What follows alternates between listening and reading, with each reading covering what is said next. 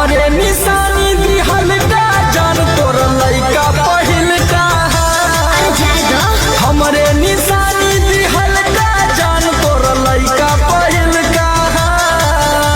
हो हमारे काहे जीत करले बड़ा आज पेन्हलू ना यार दिहल हमरा हमार काहे ललका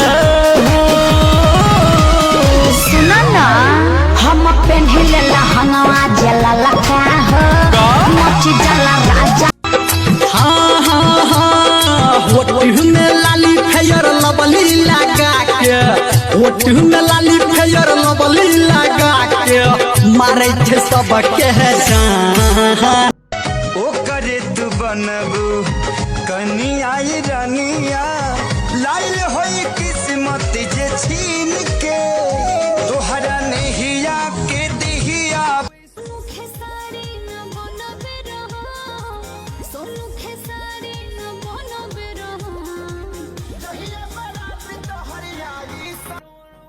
कैसे में चुमाली आई बा कितना में कोरा टंगाई बा टंगाई बा टंगाई बा आई हो दादा हमर डॉलर में अरे बाड़ू तू बेजोड़ तो हर जोड़ नहीं बाटे कोनो दुनिया में बाड़ू तू बेजोड़ तो हर जोड़ नहीं बाटे कोनो दुनिया में आता देखे वाली चीज बा जैसे लागे नी में हर तोहार बोला तारा तू ही से अरे बगली रे प्यार हो गइल बा वही तोरा से कोई से इस कट सन कहवे लमनवा पागल हो जाई वो तोहरे करनवा इस कट सन हमर नया नया गवाना नया तकिया बिछवाना नया चोली के खोली तू बनवला खेलवाना नया नुहर जानी बनी के चोर राजा तेरा कमर बड़ा तोड़ राजा तानी जाई ना बहरिया टूटता बदन पोरे पोरे राजा तानी हमारा बलमुआ से पैर नहीं खे हमारा बलमुआ से पैर नहीं खे जवन सब दिन लाइन मारी है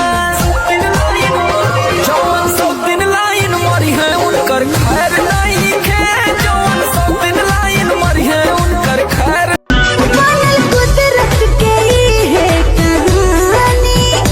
तोहरे खातिर बकम सिंह जवानी अपने अपन बनी धनवालू दीपक कैला बरियारी नाच दिल नया सारी ओई उठवा पतगिया धन नदी तना महारी मगन मनी से डियार आजा केस से भी भई नीरज मन थोरे राजा तनी जा नाश कर देला हमर नया नया गवाना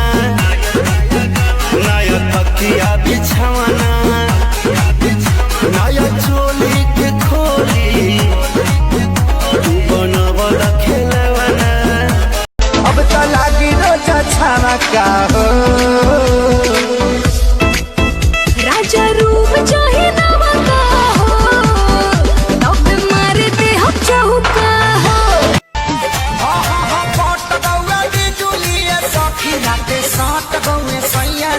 भाई के कमरिया पलंग पलट गौए सैया जी हमार रूपवा सोना तोहर कइले पागल कारी कारी अखिया में काला काला काजल आए हाय कारी मन के श्रद्धा पूरा दीजिए एगो ललकी पिया ललकी